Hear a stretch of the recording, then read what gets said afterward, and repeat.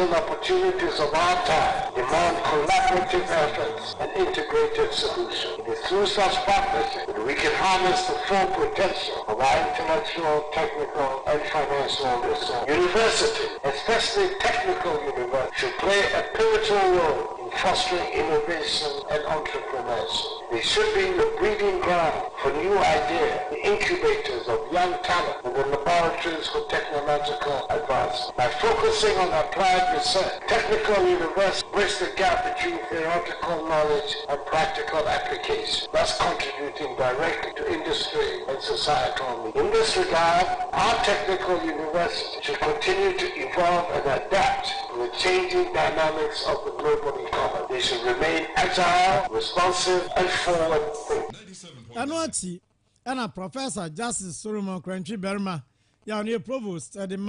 Sunyani Technical University, Emma Akwaba, Edin Samui Etuja. Sunyani Technical University is seen another meeting of researchers from the 10 technical universities in Ghana, industry players and government partners for possible partnership for accelerating innovation and entrepreneurship for national development. And it is therefore a unique occasion and we are proud to host it. Mr. Chair, the decision to hold the 10th biannual Applied Research Conference of Technical Universities in Ghana here in Sunyani is praiseworthy, in that you as researchers from academia and industry will have the opportunity to see and assess your research work in your individual forms, not only in relation to each other's research output, but also to the whole field of technical and vocational education and the role of technical universities in national development. I am very glad, therefore, to take this opportunity to warmly welcome you all to this conference and to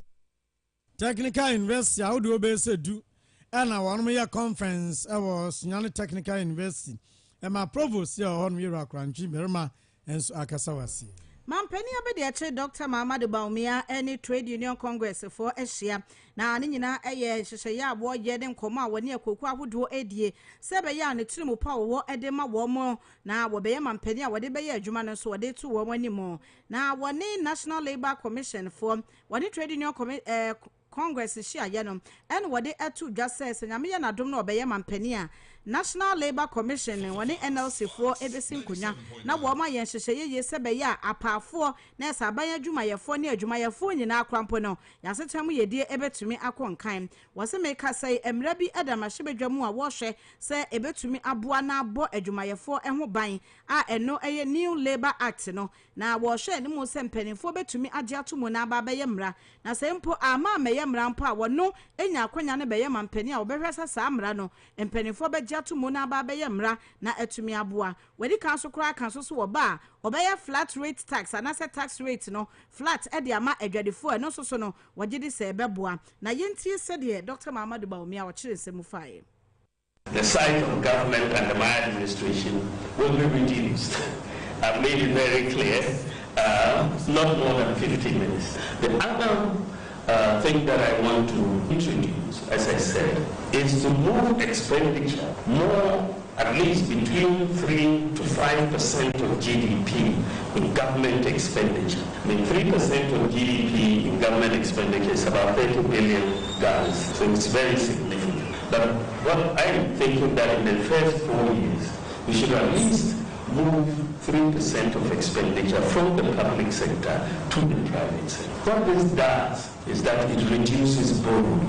It reduces borrowing significantly because you don't need to spend that 30 billion. We mampeni abediache Dr. Mamadou Bawumia and yatene kana no wachi no Dr. Anthony Yauba wano ye General Secretary Matthew and so ekasai. We are ready to partner you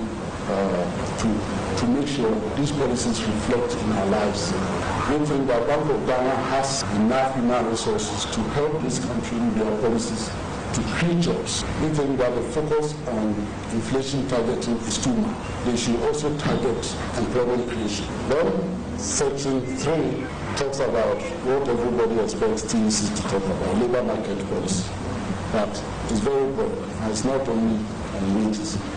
The main thing there is about employment and how we can partner governments to create jobs for young people who spend a lot of time studying, who spend a lot of money studying, but at the end of the day, there are no jobs for them. So our labor market policy is on employment mainly. So of course also on public sector pay as well. We a Dr. Anthony Yauba and on such a Musa Wamdia, Wama ya crad one more honum, the Obebiano, Wamo Ebajano, no Muhiana say, and she share pa, penny for the Begua Quinso Amawum. Produce buying company, you can't just a PBC. I make one more to me so toko. Our main one, Tessa, a car when you took Coco Cassiano Power, PBC, the Obonidia, ya will be any one. Now, a word my phone, one wolf. You tell me what you say. Campaign is say Capita Honum, Yom Crown, Bessa 2022-23 Mono, Coco Brano, Mushama, Coco tons, Bess and Tim 5,000 tons. Who's the economy idea? I feel Boom Kuntabia. Na PBC produced by company no. One of the cocoa board of Waka 280 million Ghana cedis. Never an say. Sabim ko chami du anime ncha. Ni pio to ko kan wansam ho say. Adwuma no anga saniska wa di to cocoa no yato. Ye de abanka. Emu adwuma ye fonso kra no ye ntiom eka. Wo mu pension 3 tier no kra wo mo kase bidia busumi du. Binom ne afe. Kwa akire ye ntua. Nanso mpanifo de etuatua wo no ka. Na we na vice chairman Edema staff is set edu say one of friends am try for bra na won ye yekire no na set edin semi etuja na mama yintie wa kwesem. We are also asking the government to come into our aid for a period of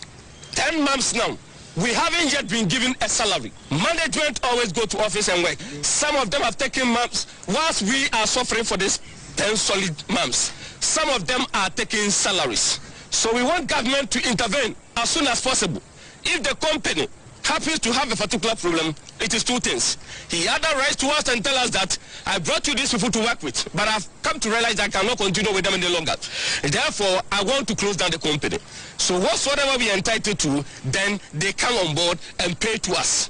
But for us to be left there, we're not receiving salary, but management is receiving salary. We are set.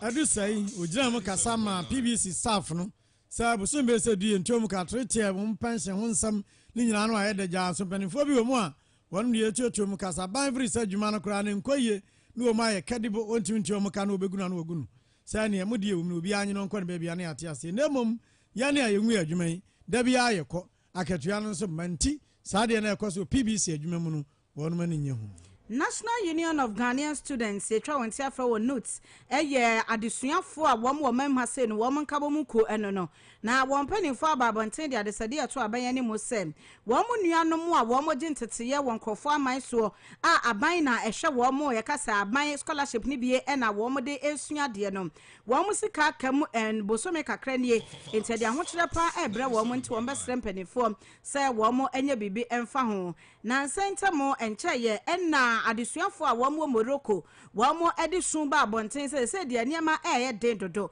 esansa bosome du ni wom sika wasa aban ne de bra wom na eboa ma adesua konkan no wom sankante se Morocco honom na wom tie no wom ni nyina tutu agu wonsem eniema nkoyie a wom sra ban na wom de babetu dwa no na news president oru akyereme opon Daniel enso beka ye se nya wom Morocco ne nko a na mmom wom wo UK eni amafoforo so ni mpo Ghana-fo adesuafo a wom eye loan trust ibie na ban edema wom no wom nyina sika ma eto wom nyina wa ahokyere mu e wasa ban no ehwe ye bibi ema wom animu ya yentie ye ru akyereme. And how to keep them going and even fast track or facilitate their studies was even problematic. Today we sit as the National Union of Ghana Students and we say we are very worried, we are very perturbed by the current time. But we are pretty much sure this listening government is going to take a quick step towards solving this particular challenge. Our students are suffering in Morocco. Our students are suffering in UK. Our students are suffering in India. Our students are suffering in Cuba. Most of our students on the student loan transfer are also suffering. We need funds to facilitate education. Christian High School is sending out a lot of numbers who are in our tertiary institutions. The only way to keep them going, to get knowledge, to also develop our countries, to give them proper funding to keep on going. Enya ekwoti ye racheme a wono news president ene yetese no wakasa no na ye ba ye memu a ya na yese economy no asai ubia can be ye sidi no oda fom fimfram ena dollar no ebo no anti ema no manko yi wei ena opani ba ko ni mede FS kasam enkontabudia ho na wo cha de wo Enkransa Senior High School first oten amo ene odi atudwa se no kwasem ni yesidi no a na ho oden kofom ni nyina no ho ehwa bi no ma dodo no ayekra ne ka ho wa hunu sa osisasidi ni bibiri na odi akwese $100 no na abroche sika fofra ope na de kwa amano ne no akoto no ma no na odi aba sa no ma ni nyina no ha dwene no kra so pa ho maimu no kyerese utas bi no ma bi ade bi okra na akoya sidi ni edi no ha ho se be ka no $1 mu ena ye di amount se sa de ni nyina ha dwene dodo no so omunya sidi no am se $8 bo be di ma me nko sen na wo makoje $100 na ta ho nti $1 e won nkofo dem sen de Bank of Ghana owo na we no be dan ena ma o ma no atumpon yewra force oten amo yentie no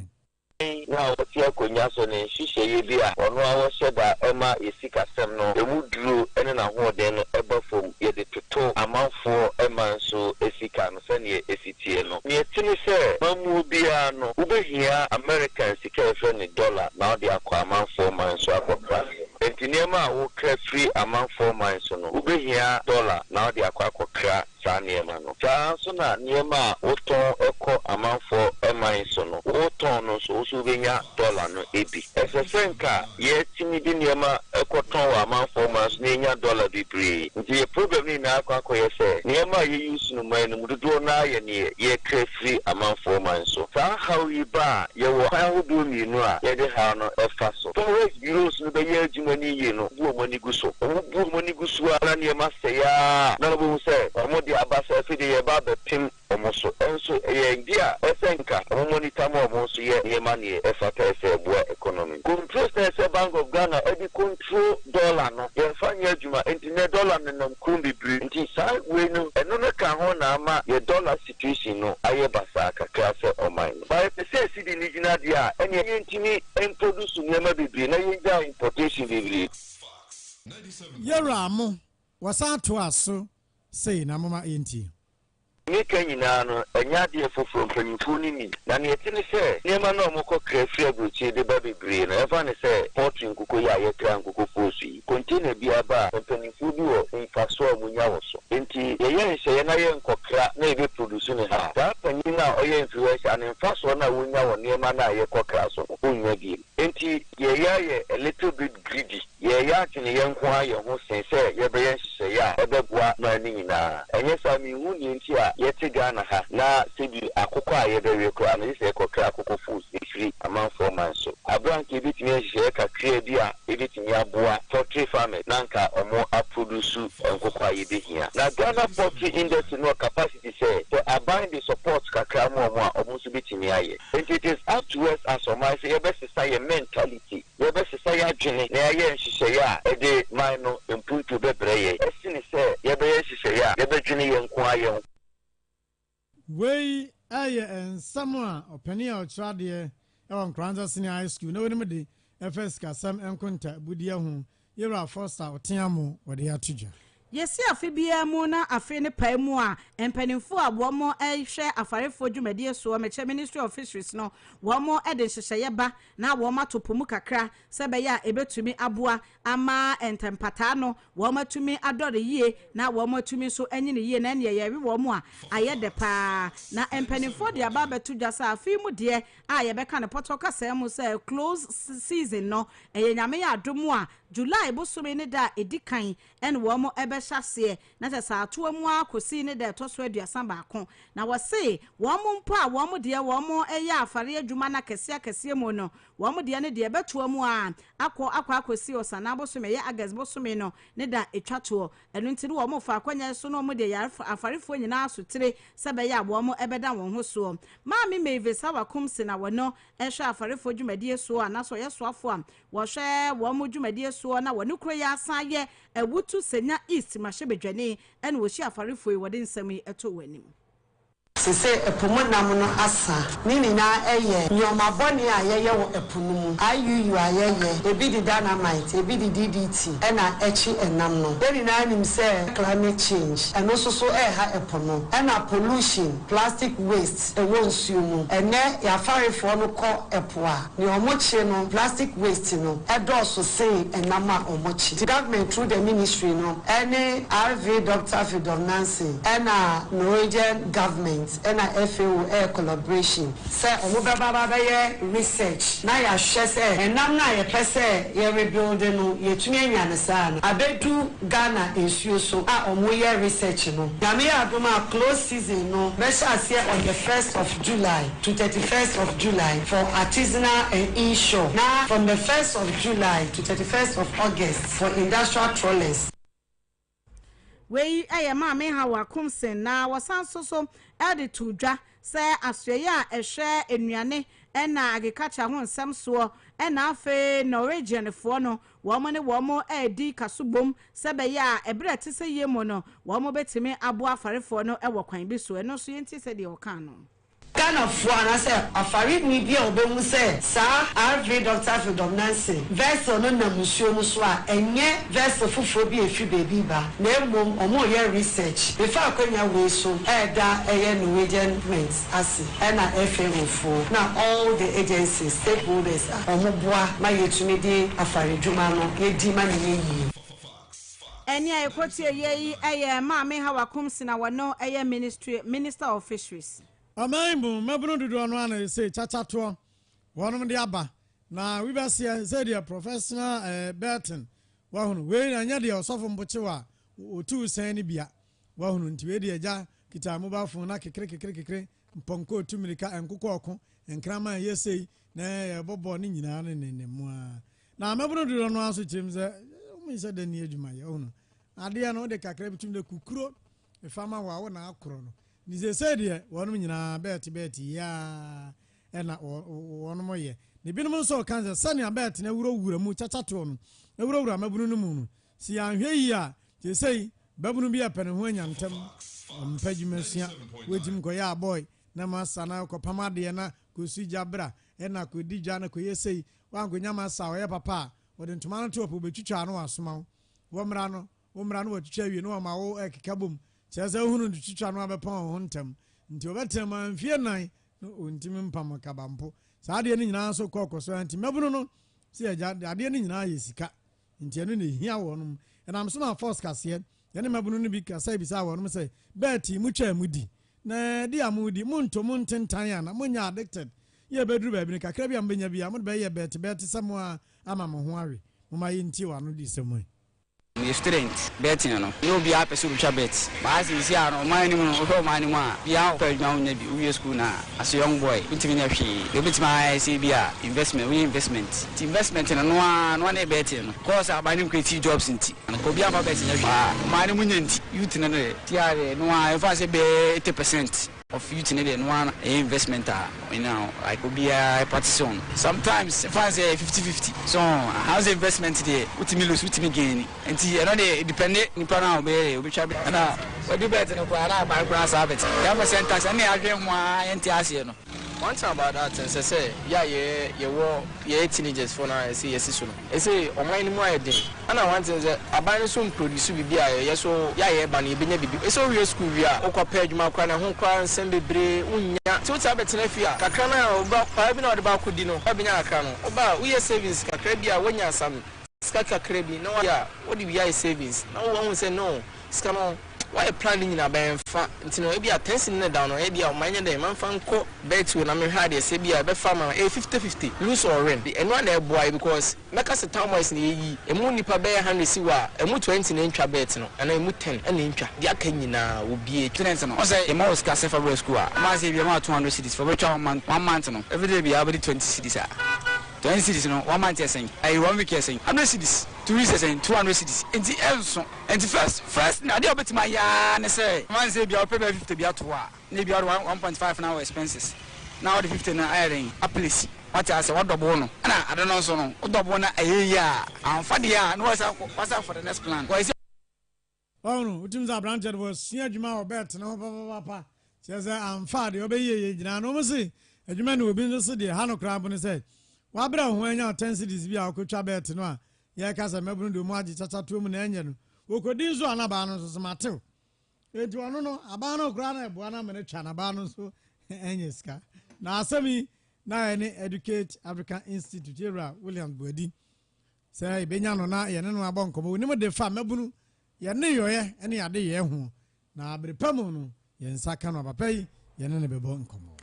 ye ko kwadwa de kroma no ewo sunafo north kropon wa wo ahafomantem emo na na wo honom na na kofia nanem wono enedo ato mpanifo ani mo se wo besre wa adaro ma wo ma ne nto aban se mpontunwuma bi aban ne hyase mfimpinu ne aduonu ntemo no wo mra mawie emfama wo mo wo se aban yi ba ye no wo bo no mode ene empuntuo enta en wode bebo ho o me ya makoya ma mo network ya nye me ne telcos ne kasa no ma behwehwe sisusu o mo post ni ade a eno ano no aban de ne sabe ka post station so wo sia ma mo eno so besi ne aban no entimi enwieye afa wo mo community baby on pese wo mo ye de ba ne ade eno so saa eno achi ne so krampo so a aban no eye se wo beboa wo mo chip compound se bo hye ne de do so na de ha wo mo ne se aban de ne sabe ka na wajai assembly no krampo ebebatu bo ho bi ma wo mo a wo mo so wo mo be ya mo manya nso panom eno so se be ya wo mo be wie ni nyina aka honom tom da so no mo fom nso nti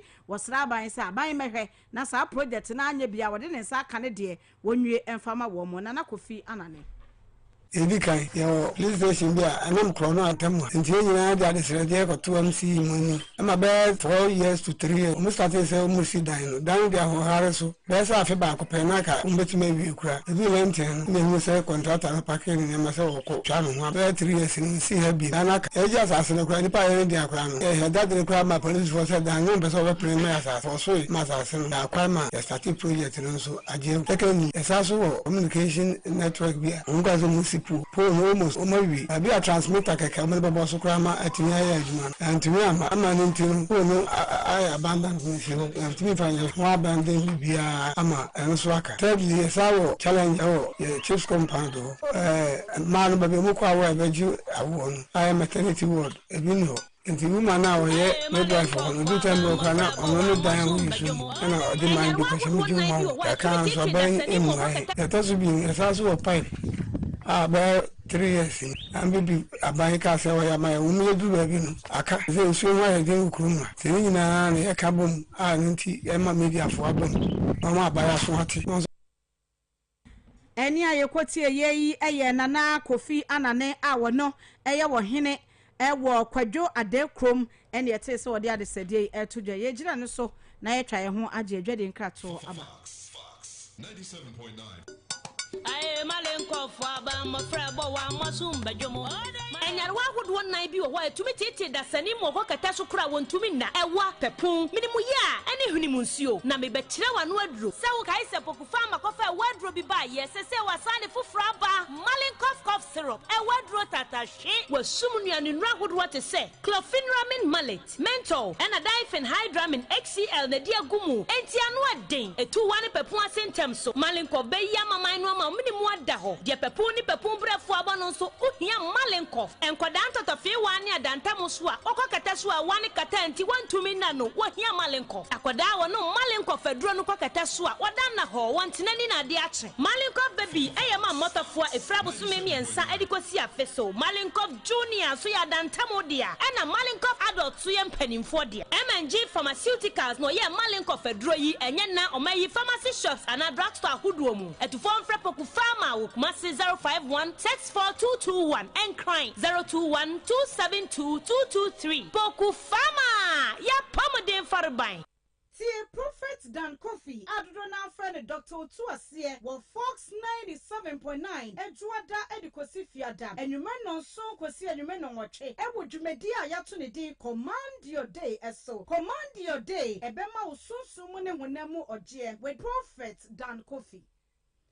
See Prophet Dan Coffee adodo na friend Dr. Otuasie wo Fox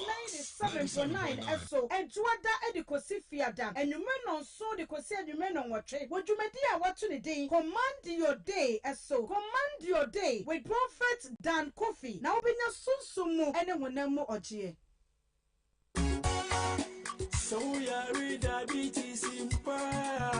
Mekuya, na den how anopetutu to aso ya betra de onsesu anu sei. Ofa, awari me buy ma bem krebu, minyanka meja ya ware. Ubeji di se be ma me ne tie. Edrum bra e wo se oye ne dwuma wo mpem a. Ontumi afi yade nko a, enda me ha, echina me ha. Ene se ade a che o se okọ edwuma. Oda ho ada ode ntuma kata no ho se oyare. Ah, na wonti Dr. Otu Asenka. Debi o ofa, me de ne chi sa ma bem apu. We de kafra, Dr. Otu Asen a oda Pasdan Herbal Center no. Yade abape esan Ghana no. Enya sankotoa. Pa se fibroid yade ne hawo. Be ma wontumi embo adwuma wo mpem. Diabetes ade, eye pressure no wenya. Low sperm count, asthma yade, anemia, stroke, eniwu how, ana kidney no ho bia ba ho. Hepatitis B ne, sisi yade kwade obo ne se dwie. Wo fa kyerem ne chi akwan na me kra de ma bre. Echi akwan, masifo beko odiom ahoma so, emfendi agro prayer camp. Ana takrade ase kaifo no ano. Prophet Dan Kofi ni fie reda wa. Product Otu Ase 0257579596. Ebiom 0537124891. Dr. Otu Ase na. Otu yarwe na se. Sexual weakness. Ya mama akaba na yam fast da ma Pukfama Company Limited ya pom din farbai. Pukfama na din nabe ayon so no aba se paniu akoda o moja atawe. Wonum bia bebo we de mama moja no ayedwuma. Afi na hakmo vitamin syrup no so hono se boa man koda nyini ne ye fan pa. Mensa ke ma afitro moja duro oba bia ni dane wo so no. Beka na nsam abu nsa no Pukfama mensa ke bi. No ma be sane ya oni nyina ebejai. Yada mase ha ene brema kwan amede kase ne nyina asie samfo eye owura Ben Anson ekoba jese abena konadu ene news queue ne nyina eboye nchidom na yenya yesom awian midin ede nana amasewa amoaben mene nana kamna nsia apia esio honiba yada me nyina mo ase e ma monity ades na ya sorry sui na baba Frankie transit e the African Express jimedie no abro nana ansa na papa beba no ene ye Dr. Ebenezer Ajimai founder edema Ebenezer Herbal Production ene consult de edin adodo na adenim no eye Hepa Plus doctor anti Dr. Eben ene eye wawoda nti no Free Fox FM yesi yo so ene workers mpanifo nyina so ene ye ma wawoda pa Hepa Plus Pavi ene plus the fearsome 3 doctor ena ene odi na woda nti happy birthday enko enfama onyame emma wonfie ni pii de ahoden nyansa ene sika ewum yedamas ya sareso na baba Frankie the African Express jimedi na abrem yakram force kase fiti koti ana ne ho age afie mu kase etwa ne ho afa information centers so na natutu bekwame God first man so apanapon padmo domi abra amo men santobro so high auto jacob